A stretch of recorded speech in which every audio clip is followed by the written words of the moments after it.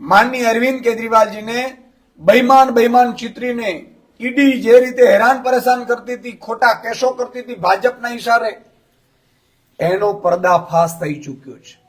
માનનીય અરવિંદ કેજરીવાલજી એમાં આપણે ગઈકાલે ન્યાયાલયનો જે ચુકાદો આવ્યો છે એમાં નિર્દોષ જાહેર થયા છે.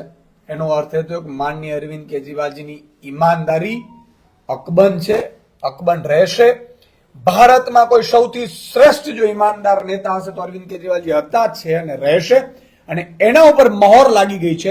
પણ ભાજપે જે વચ્ચે ઈડીના શસ્ત્ર તરીકે ઉપયોગ કરી અને અરવિંદ કેજરીવાલજીની ઈમાનદારી ઉપર અને બીજા આમ આદમી પાર્ટીના નેતાઓની ઈમાનદારી ઉપર જે વાર કર્યું હતું અને ખોટા મુદ્દાઓ ઉઠાવ્યા હતા, ભ્રષ્ટાચારના, દારૂ પોલિસીના, એના પર્દાફાશ થયું છે. આજે માનનીય અરવિંદ કેજરીવાલજી ભારતના ઈમાનદાર નેતા સાબિત થઈ રહ્યા.